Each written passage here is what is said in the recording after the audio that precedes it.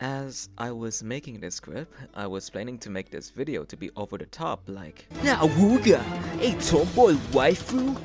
Whoa! Extra thick! Yo, is that Admiral Chadicus? Am I right, people? Think this is funny? But I figured that's not my cup of tea. So I thought to myself I should say my own personal thoughts about the game. Viewer discretion. If my opinions do offend in some manner, do not take it too hard, but do take it lightly.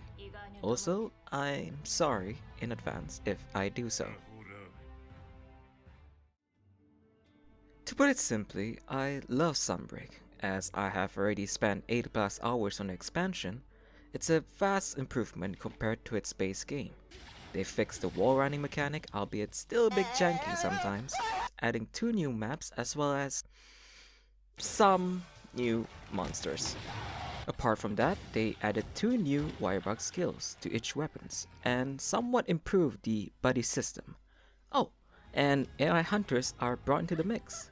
It's a pretty neat feature, but it's weird to think that it took them a while to bring the system onto the mainline series, considering Frontier had it before, and other games like God Eater had it too. However, I do understand why.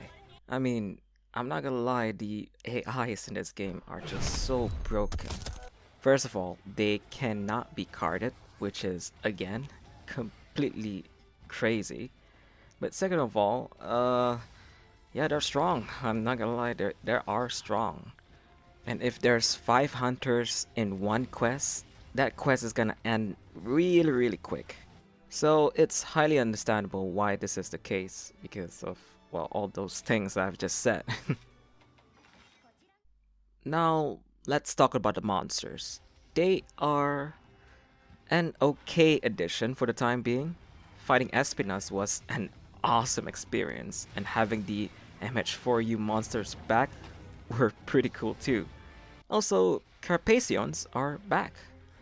As for the subspecies though, I felt it was severely lacking.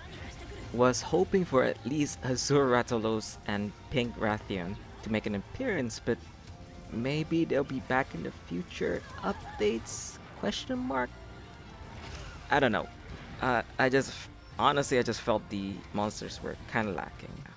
But for the time being, it was refreshing to see monsters have new moves and patterns that really took me off guard in mastering. The designs of the Tree Lords especially are amazing, pretty much inspired by Western supernatural literature and media. A cool contrast to Rise's yokai-inspired monsters. For its story, I'd say it's pretty standard and interesting to play through. Can't say much because of spoilers, so all I could say is that it has a slightly better narrative to Rise's story. There were much more stakes at hand. The story here focuses on the curios and unraveling the mystery behind these parasitic bug thingies. In other words, it was a breath of fresh air compared to what they've done in the past so far. Although there were moments I had to roll my eyes whenever the NPCs say, "Oh, apparently I'm the greatest hunter ever," or giving me titles like Flame of Kimura just cracks me up. Cause literally 2 hours ago I got my ass handed by a crab, so what's the point of calling me that? Now for the endgame. It's, again, slightly better. Firstly, and this is my personal opinion, I somewhat missed the rampage. Kinda wish the devs expand on the mechanics it had, but considering this expansion story is not relating to the whole rampage lore, sorta makes sense. Still, it's a bit odd to see it completely removed despite it being this whole new mode in Rise. However, well, we do get a new endgame after finishing the main questline with the gimmicky but enhanced monsters that have exclusive materials to craft much stronger weapons.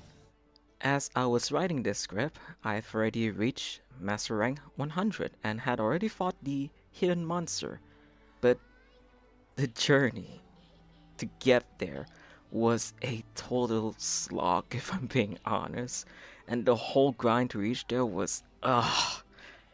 But was it worth getting it? Sorta ish. Cause the New monsters you're gonna fight are the master rank versions of Valstrax, Narwa, Ibuchi, and more importantly, the hidden monster, along with its new, unique armor and weapons.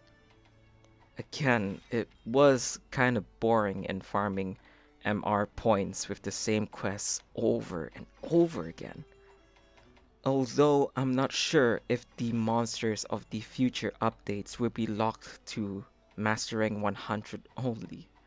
So my advice, though do take it with a grain of salt, I guess, is to not speed your way to mastering 100, but instead go slow and steady while enjoying the atmosphere of the game. Cause the new hub here is super chill compared to the repetitive Kamura song played 24/7 in the base game. But I guess that's why we got sound DLCs and the option to change it. Throughout my time playing in Elgato, I never got bored of the theme. Cause it really does make you feel like you're on a holiday trip to a coastal area, chilling and straight up vibing. And that's why I love this expansion. It's not trying to be too bombastic or epic as what Rise had made itself to be. Sunbreak takes the chill route and says, hey, take your time. There's more than just monsters to hunt. There's a community that you can bond with, and more importantly, you're not on your own.